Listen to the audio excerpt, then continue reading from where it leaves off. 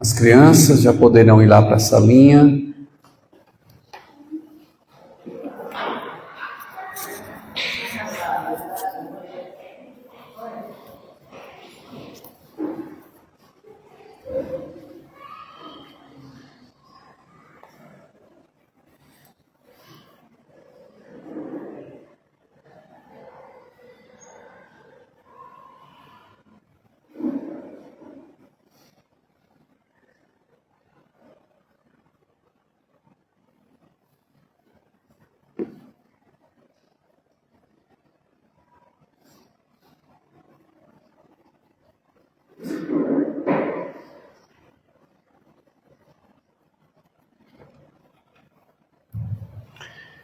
Irmãos amados, com alegria, com expectativa também de Deus falar ao nosso coração por meio da preciosa palavra, eu convido vocês a abrirem a palavra de Deus em 1 Pedro capítulo 5, versículos 5 a 9. Primeira Epístola de Pedro, capítulo 5, versículos 5 a 9. Estamos no finalzinho desta exposição na primeira carta de Pedro. O esboço da segunda carta já está pronto. Vamos prosseguir também na segunda epístola deste mesmo autor. Convido os amados a ficarem em pé mais uma vez.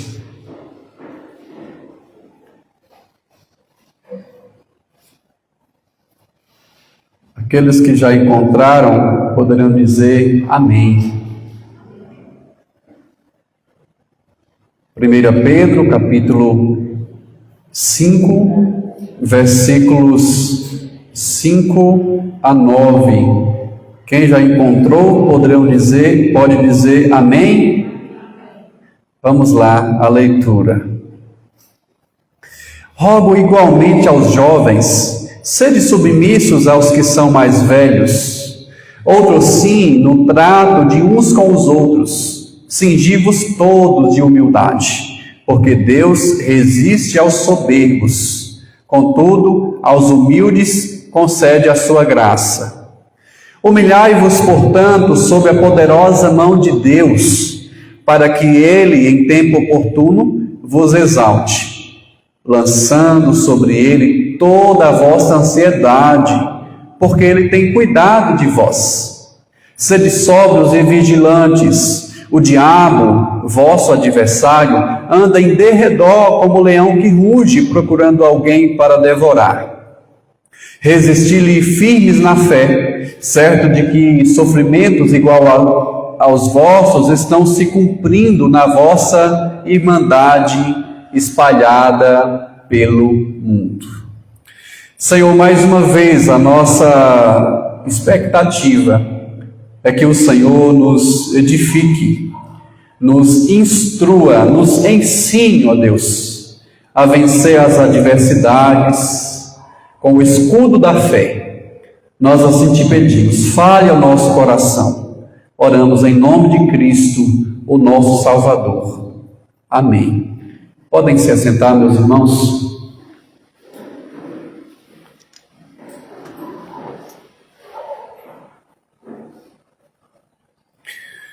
Então, meus amados, vamos prosseguir nesta penúltima pregação na primeira carta de Pedro. No início do capítulo 5, os líderes da igreja foram exortados a pastorearem o rebanho de Deus espontaneamente, diligentemente e irrepreensivelmente, como nós vimos domingo passado. Agora chegou a vez, não apenas dos mais jovens, como mostra aqui o verso 5, mas chegou a vez de todos da igreja a aprenderem a lidar com esta liderança, conforme a gente pode ver nos versos 6 a 9.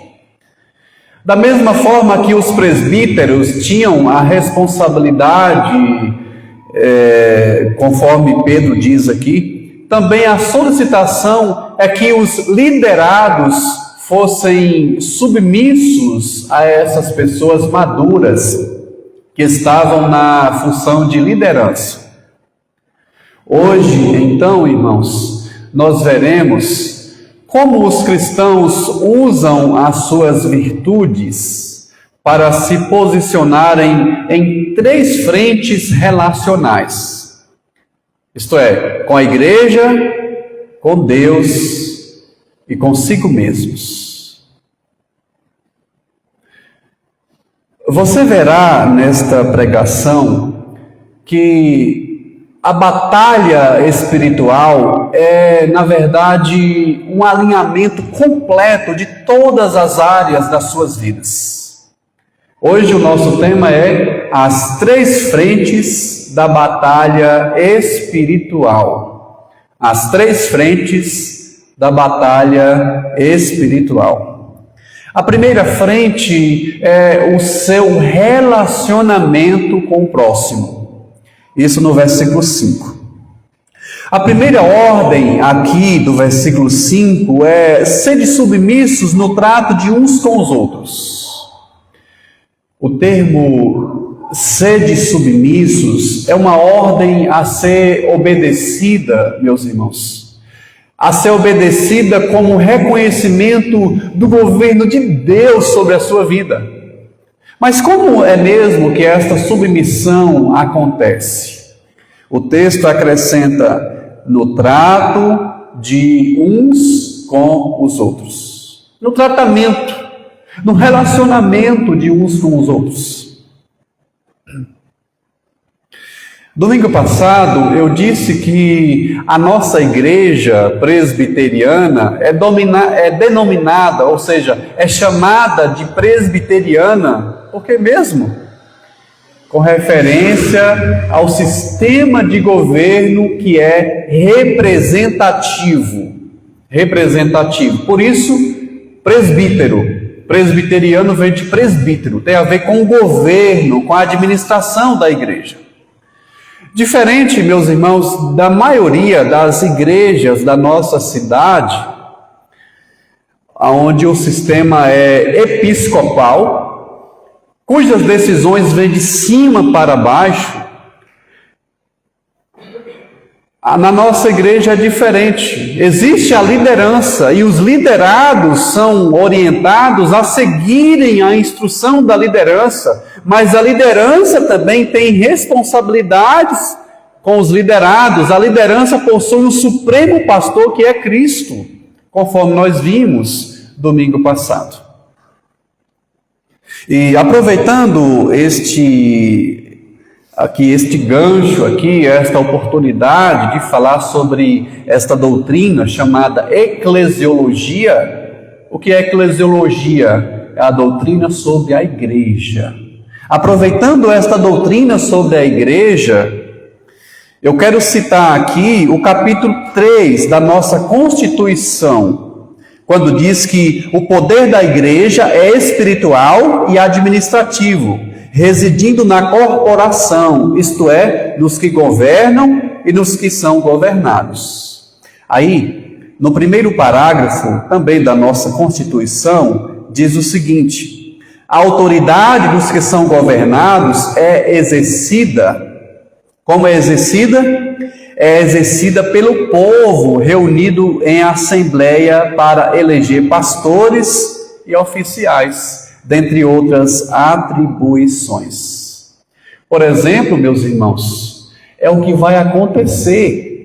O que vai acontecer, por exemplo, no dia 19 de julho, mês que vem, no dia 19 de julho, lá na primeira igreja presbiteriana de Santa Maria da Vitória, que é a nossa igreja sede.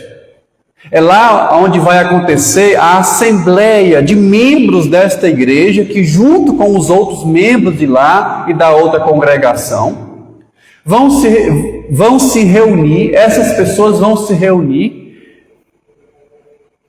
para participar de quê? da escolha de um presbítero e 3 diáconos, além de votar para a permanência ou não do pastor titular, ou de um pastor titular. E isso será, meus irmãos, um treinamento para o que vai acontecer no futuro aqui na nossa igreja, quando nós formos independentes. Certo? Ou seja, irmãos, a liderança na igreja presbiteriana é escolhida por vocês.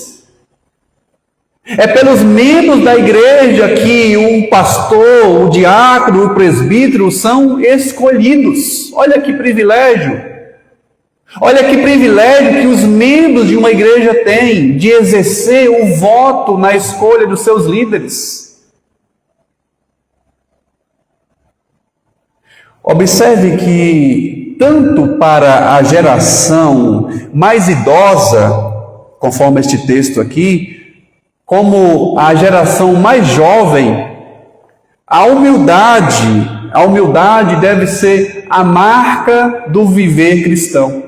Não é porque o líder é líder que deve ser prepotente.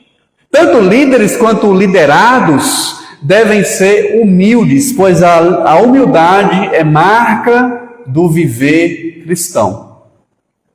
É por isso que o texto que nós lemos, ele prossegue com esta ordem: cingi-vos todos da humildade. Amados, aqui, líderes e liderados são exortados a serem humildes. Interessante que a metáfora ou a comparação que ele usa para cingir de humildade aqui, ele diz: cingi-vos de humildade. O que é cingir? Assim como a nossa roupa cobre todo o corpo, a humildade deve cercar todas as esferas de nossos relacionamentos. Ainda no versículo 5, o apóstolo Pedro, ele exorta, ele explica que este revestimento de humildade é muito importante. Ele é importante por quê? Porque Deus resiste aos soberbos, contudo aos humildes concede a sua graça. Aqui, o orgulho é diferenciado com a humildade. A humildade é uma virtude, é uma característica que repete 3 vezes neste texto que nós lemos. Acompanhe comigo o raciocínio. No versículo 5 aparece o nome humildade. Humildade. Isso quando fala do adjetivo aí, humildes. Já no versículo 6, o autor usa o verbo derivado da mesma raiz, humilhai-vos. Então aqui, tanto humildade é tanto um substantivo, quanto um adjetivo, quanto um verbo. Humildade aqui é muito enfatizado neste texto, está em destaque a importância da humildade no relacionamento dos irmãos na igreja. A graça é concedida a Deus aos humildes. Mas qual é o troco que Deus dá aos soberbos, aos orgulhosos? O que é que Deus dá aos orgulhosos? Ele resiste aos soberbos. É por isso, irmãos, que no Sermão da Montanha, em Mateus capítulo 5, Jesus disse assim: bem-aventurados são os humildes de espírito. Por quê? Porque deles é o reino dos céus. Eu e você devemos ser humildes quando os nossos líderes ou qualquer pessoa nos exortam por meio da palavra. A palavra de Deus deve ser autoridade sobre as nossas vidas. Debaixo dela nós nos humilhamos, porque ela é a voz de Deus aos nossos ouvidos. A palavra. Quando você é humilde diante dos outros, na verdade você está demonstrando humildade diante de Deus. Diante de Deus. Porque se você não for humilde diante de quem você vê, como vai ser humilde diante daquele a quem não vê? Então, se você é humilde diante dos outros, você está sendo também humildade diante de Deus. E isso nos conduz, irmãos, nos conduz à segunda esfera do nosso relacionamento. A segunda frente da batalha, além da primeira frente ser o relacionamento com os outros, com o próximo, a segunda frente de batalha é a sua submissão ao senhorio de Deus. A sua submissão ao senhorio de Deus. Isso você pode acompanhar aí nos versículos 6 e 7. Vocês devem se lembrar de Romanos capítulo 8, verso 31, quando diz assim, aquela passagem bem conhecida: se Deus é por nós, o quê? Quem será contra nós? Irmãos, nós, na verdade, sempre lemos este versículo pensando em seu efeito positivo. Como está dizendo, se Deus é por nós, quem será contra nós? Contudo, se Deus estiver contra nós, quem será por nós? Quem poderá nos livrar das suas mãos? Eu me lembro de um exemplo que lança luz sobre esse princípio. No livro de Números, conta como a oposição divina se deu com Balaão, aquele profeta conhecido pelo episódio da jumenta que falou com ele. Escuta, seu Balaão, escuta a voz de Deus. O anjo está no caminho, até a jumenta viu. Aquela musiquinha das crianças. A história conta que Balaque, rei dos Moabitas, apavorado com a multidão de israelitas acampada em suas fronteiras, envia pessoas, oficiais, com ricos presentes, oferecendo uma fortuna para que o profeta Balaão amaldiçoasse o povo de Deus. A primeira resposta de Balaão é clara, pois o próprio Deus havia dito para ele não ir, já que aquele povo era abençoado, não poderia ser amaldiçoado. Mas quando Balaque, o rei dos Moabitas, manda uma segunda comitiva com ofertas ainda maiores e promessa de grande honra, Balaão demonstra fraqueza. Em vez de manter a palavra inicial, ele pede que os mensageiros esperassem para ver o que Deus diria, ou se Deus diria algo mais. E esta atitude de Balaão pedir para esperar um pouco, revela o seu caráter orgulhoso. Não apenas por querer honrarias, dinheiro, mas por querer honra, por querer prestígio, por rejeitar a palavra do Senhor, como Saul havia rejeitado a palavra do Senhor. O ato de Deus se opor a Balaão, irmãos, é expresso através de sua ira, que se acendeu, e o anjo do Senhor se pôs no caminho por onde ele ia passar. Aquele anjo era o adversário de Balaão. E Deus disse através do anjo: eis que eu saí como teu adversário, porque o teu caminho é perverso diante de mim.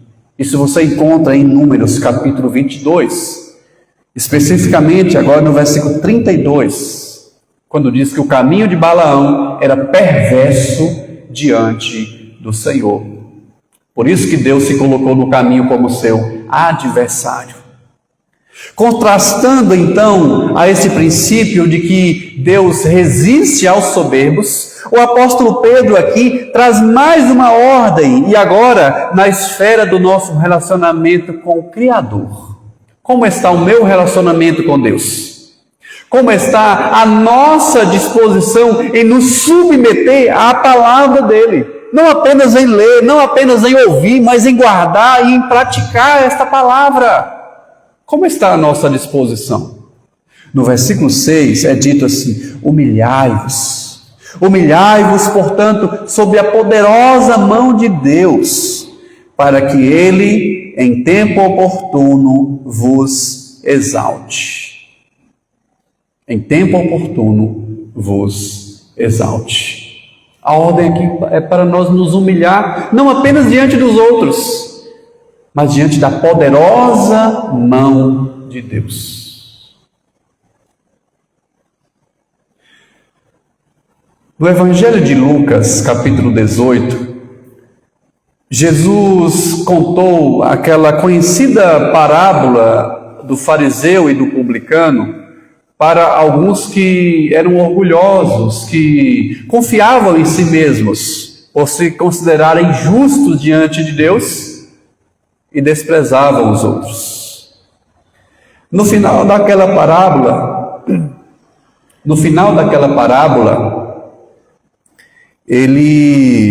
Jesus resume, ele finaliza de forma parecida com esse versículo 6, aqui de 1 Pedro 5, que nós lemos, ao dizer que todo o que exalta será humilhado, e o que humilha será exaltado.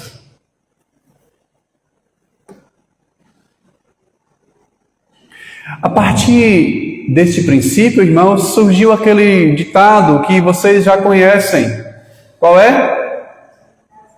Os humilhados serão exaltados. Então, a ordem a ser obedecida aqui é: humilhai-vos debaixo da poderosa mão de Deus.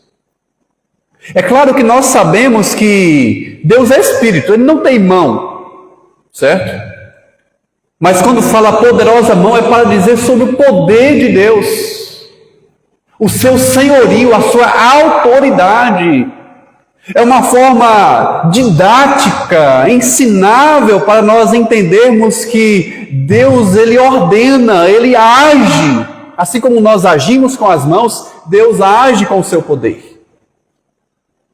É por isso que sabiamente ilustra o teólogo João Calvino da seguinte maneira: imaginemos que Deus tem duas mãos, uma que como martelo abate e faz em pedaços os que a si mesmos se elevam, e a outra que só ergue os humildes, que espontaneamente se inclinam. Olha que imaginação brilhante que nos faz entender. Com a mão Deus abate, com a outra mão Ele levanta. Abate os orgulhosos e levanta os humildes.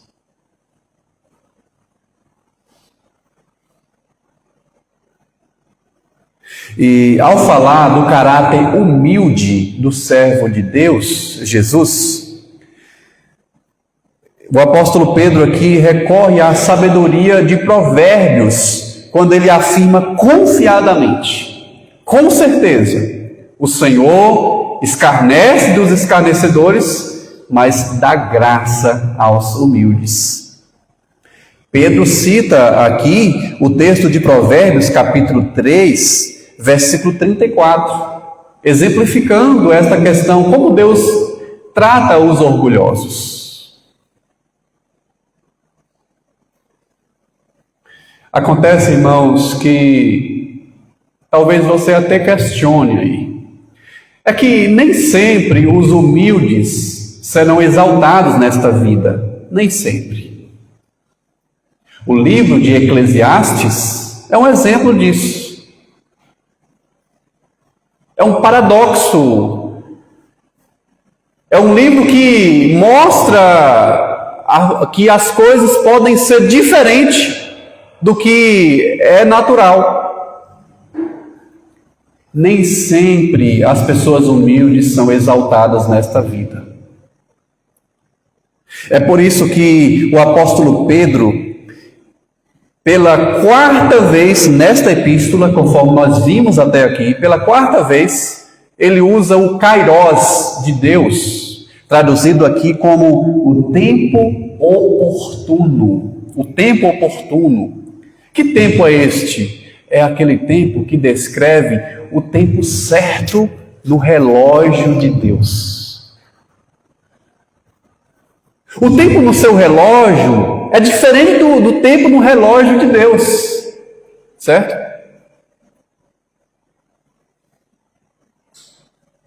Alguns até pensam que falam a verdade, dizendo assim: Deus tarda, mas não falha.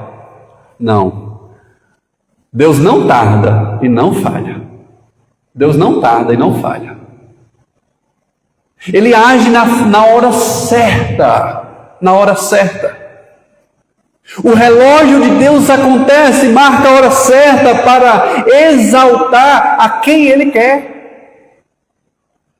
E eu quero mais uma vez trazer uma ilustração aqui para exemplificar esta verdade, que às vezes, que verdade é esta? Às vezes Deus, Ele não exalta alguém.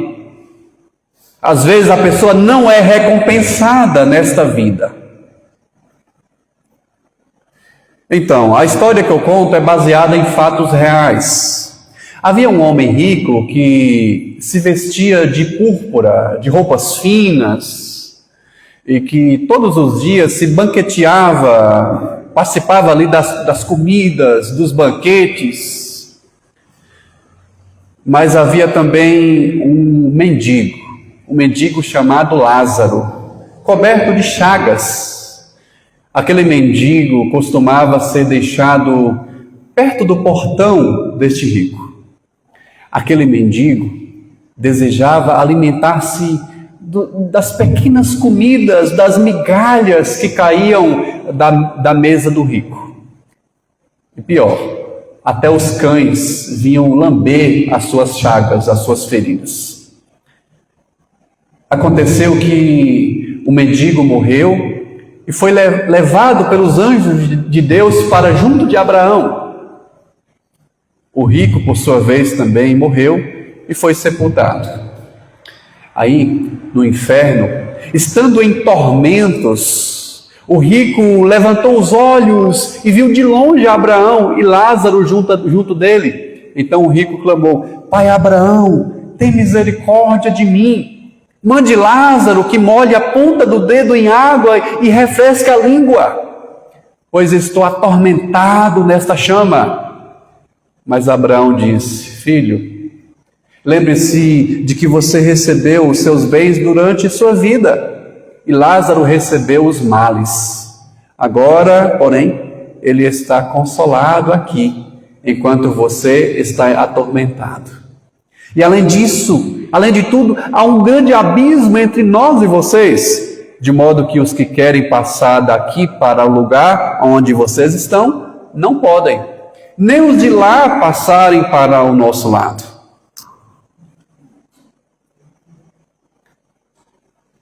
Esta história, irmãos, está registrada no Evangelho de Lucas, capítulo 16. Esta será a recompensa apropriada a cada um de acordo com a sua relação com Deus. Eu pergunto, qual é a sua relação com o seu Criador? É de humildade ou é de orgulho?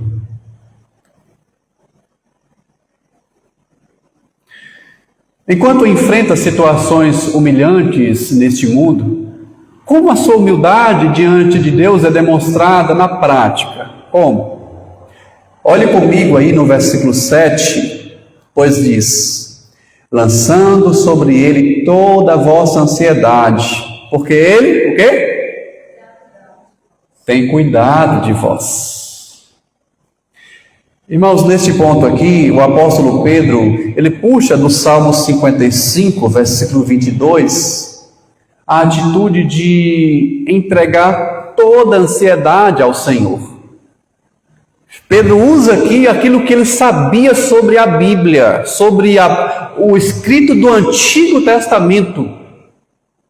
Prestem atenção como o conhecimento sobre a Bíblia nos conforta, nos ensina a depositar todo o nosso peso em Deus. Ele diz, lançando sobre ele toda a vossa ansiedade, toda a preocupação. Deus jamais permite que o justo seja abalado. Deus jamais permite que o justo seja abalado. Tempestades vêm, até balança, hein? Mas o justo não cai. O justo está seguro nas mãos de Deus. Conforme eu ouvi, agora à tardezinha mesmo, e eu concordo que quem segura na mão de Deus não cai. Em qual mão você está segurando? Quem segura na mão de Deus não cai. Diante da sobrecarga dos nossos corações, das nossas tribulações, devemos ser humildes para lançar sobre Deus, através da oração, toda a nossa preocupação. Ele cuida de nós, irmãos. Essa entrega de problemas a Deus por meio da oração se refere, então, ao ramo doutrinário da soberania ou da providência de Deus. Tem até uma música que eu quero sugerir a você. Esta música se chama Providência, de, salvo engano, Raquel e Renner. Tem até uma pequena palavra lá de Hernandes Dias no meio da música. Muito interessante. O nome da música é Providência. Lançar sobre Deus a nossa ansiedade é crer na sua providência, é crer no seu contínuo trabalho em nosso favor, é crer que Deus sempre estará de mãos estendidas para nos erguer, para nos sustentar. Ele é soberano, como é expresso na confissão de fé da nossa igreja. Então, tem até outra música que foi feita com base nesta verdade, musicada aí pelo projeto Cantando o Catecismo, onde certo trecho da música diz assim: as obras da providência são a sua maneira muito santa, sábia e poderosa de preservar e governar toda a criatura e suas ações. Escute as músicas de Cantando o Catecismo. Você pode anotar aí, Cantando o Catecismo. São músicas bíblicas e que fixam esta verdade no contínuo trabalho de Deus em nosso favor. E de forma mais clara também, e conforme um pensamento anônimo, o que é a providência? A providência, de acordo com este pensamento, é a mão de Deus na luva da história. O que é a providência? Podem repetir comigo? É a mão de Deus. Repita comigo. É a mão de Deus na luva da história. Isso mesmo. As pessoas pensam que podem te prejudicar, mas na verdade é como se fosse apenas a luva, certo? A mão de Deus está permitindo ou proibindo que as pessoas façam alguma coisa com vocês.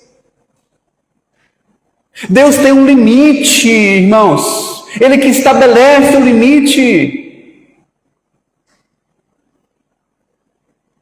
Como está a sua confiança diante de Deus. Esta parte da pregação é para te motivar a continuar confiando nesse Deus a quem você crê, em quem você crê, a quem você professa ter fé.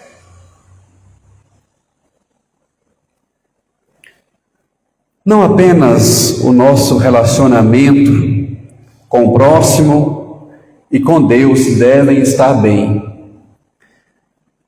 A terceira frente da batalha espiritual é o seu relacionamento consigo mesmo. E aqui eu julgo que é algo que nós nem sempre pensamos. Nós somos muito levados para aquilo que está para o lado de fora, irmãos. Dificilmente nós olhamos pela janela do nosso coração para entender o que passa aqui dentro, como eu me vejo, como eu me relaciono comigo mesmo. Às vezes nós pensamos que fulano de tal é insuportável, quando na verdade eu não estou me suportando. E eu preciso pensar o que está errado aqui dentro. Agora, olhem aí os versos 8 e 9. O verso 8 nos apresenta uma ordem dupla. Ele diz: sejam sóbrios e vigilantes. Este trecho que nós estamos analisando hoje, irmãos, é muito rico doutrinariamente. Ou seja, as verdades, as doutrinas ou o conjunto de verdades aqui são muito ricos para nós. Nós já vimos a doutrina da eclesiologia, doutrina da igreja na primeira parte. Já vimos também da soberania ou da providência de Deus no segundo momento. E este último ponto aqui da pregação aborda a doutrina da escatologia. Esta exortação aqui, à sobriedade, à vigilância, aparece no Novo Testamento, irmãos, especialmente em contextos escatológicos, ou seja, em contextos que falam da volta de Jesus. Como nós vimos no capítulo 1, e também nós vimos no capítulo 4 desta epístola, quando falamos da segunda vinda de Jesus. Então, a seriedade deste alerta para sermos sóbrios e vigilantes é devido ao fato de que o diabo, o nosso adversário, ele anda em derredor como leão que ruge, procurando alguém para devorar. Isso no versículo 8. Meus queridos, aqui o apóstolo Pedro nos apresenta este poderoso inimigo, não maior, não mais poderoso que Jesus, mas ele tem poder também. E ele descreve o diabo aqui como um leão que ruge, como uma besta selvagem procurando alguém para devorar. Estudando este texto, pensando nesta referência aqui do diabo andar ao derredor, não ao redor, mas ao derredor dos filhos de Deus, eu fiquei pensando na resposta que Satanás, o mesmo que o diabo, são esses dois nomes para se referir à mesma pessoa, a resposta que esse diabo deu a Deus nos primeiros 2 capítulos de Jó. Vocês se lembram? Ao ser interrogado a respeito de onde ele estava vindo, ele diz que estava vindo de rodear a terra e passear por ela. Ou seja, o diabo vive rodeando a terra, observando o que nela acontece.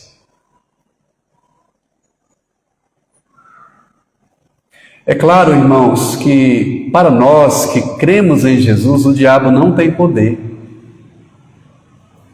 ele tem um limite estabelecido pelo próprio Deus. O diabo não nos causa danos. Ele é como um cão na coleira de Deus. Como disse o reformador Martinho Lutero, e sempre eu cito, porque eu acho bem interessante esta analogia de que o inimigo das nossas almas, ele não consegue entrar em nós, irmãos. Ele não consegue nos destruir, porque dentro de nós, maior é o que está em nós do que o que está no mundo. Ele é um derrotado pelo poder e pelo nome de Jesus. Mas isso não nos isenta, não nos livra da necessidade de vigilância. Diante então desta realidade, a ordem expressa aqui no verso 9 é como? Quero que todos leiam o versículo 9, 1 Pedro capítulo 5, versículo 9, 1, 2, 3 e... Resistir firmes na fé, certos de que sofrimentos iguais aos vossos estão se cumprindo na vida da nossa humanidade, espalhada no mundo. Amém. Não é só você que sofre. Não é só você que é perseguido. Esta orientação, irmãos, se relaciona com as palavras de Paulo em Efésios capítulo 6, ao dizer assim: tomem toda a armadura de Deus para que vocês possam resistir no dia mau e, depois de terem vencido tudo, permanecer firmes. Este imperativo, esta ordem para resistirmos firmes na fé, é colocado nesta carta de Paulo, em Efésios 6, como uma arma defensiva, ao dizer assim: embraçando sempre o escudo da fé, com o qual vocês poderão apagar todos os dardos inflamados do maligno. O escudo da fé. Está usando, irmão? Está usando, minha irmã, o escudo da fé? A nossa luta não é contra carne e sangue, não é com a força do nosso braço. A nossa luta mais intensa é espiritual. Bem, meus irmãos, nesta pregação nós vimos como a humildade e a vigilância devem ser essenciais em nosso relacionamento. Em nossos relacionamentos. Primeiro com o próximo, exemplificado aqui com a igreja, com Deus e também com a gente mesmo. E isso para sermos vitoriosos na batalha espiritual. Como você lida com os impulsos do seu coração? Como está o domínio próprio naquele momento que as pessoas te tiram do sério, ou as situações, ou até mesmo você, com as suas fraquezas? Eu quero concluir citando o livro A Arte da Guerra. Quem aqui já conhece o livro A Arte da Guerra? Diz assim: eu. A Arte da Guerra, alguém já conhece? Isso, quem conhece diz eu. Tá, então poucas pessoas conhecem o livro A Arte da Guerra. É um livro muito interessante e ele cita um provérbio de seu tempo, dizendo assim: se conhece o inimigo e conhece a si próprio, não precisará temer pelo resultado de 100 de batalhas. Se conhece a si mesmo, mas não ao inimigo, para cada vitória sofrerá uma derrota. Ou seja, meio a meio, né? Concluindo, se conhece o inimigo, se não conhece o inimigo e também não conhece a si próprio, sucumbirá em todas as batalhas. Ou seja, você vai ser derrotado. Assim diz este autor. Daí a importância de nós refletirmos sobre a batalha que vivenciamos, a batalha espiritual. Eu quero trazer, por fim, 3 aplicações práticas para a gente colocar essas verdades no nosso dia a dia. Essas aplicações, elas focarão nesta terceira linha de frente. Qual é? O relacionamento seu consigo mesmo. Consigo mesmo. Diante do que nós ouvimos nesta noite, eu te desafio, em primeiro lugar, a fazer constantemente um autoexame. A gente, como eu disse, é levado muito para fora de nós. Mas olhe para a janela do seu coração diariamente. Faça uma autoanálise. Conhecer a si próprio na batalha espiritual significa o quê? Significa identificar onde estão as suas maiores vulnerabilidades, ou seja, onde estão suas maiores fraquezas, o que te tira do sério, o que te deixa nervoso, o que te deixa ansioso. Identifique. Seja qual for o orgulho, as preocupações, a prepotência de confiar em você mesmo, o seu foco exagerado no trabalho. Eu chamo o dia de folga de parada obrigatória. Às vezes minha esposa pergunta, e vai folgar hoje? E ultimamente eu tenho folgado aos sábados, viu, irmãos? Não confundam com a questão doutrinária, tá? Mas, e quando ela pergunta, eu digo, vou pegar a parada, estou na parada obrigatória. Ou seja, precisamos de manutenção. Precisamos parar um pouco a movimentação para olhar o nosso coração e ver como está esta autoanálise. Precisamos prestar atenção como está a nossa casa, o convívio da nossa esposa, os filhos. Parar um final de semana para ver como está. Porque às vezes, nós, principalmente homens, somos levados muito para fora e às vezes ganhamos batalha fora, enquanto o inimigo ataca na nossa própria casa. Tome cuidado, homens, com a fúria do inimigo na sua casa, tá? Tomem cuidado. E não tenham medo com o leão que ruge ao derredor.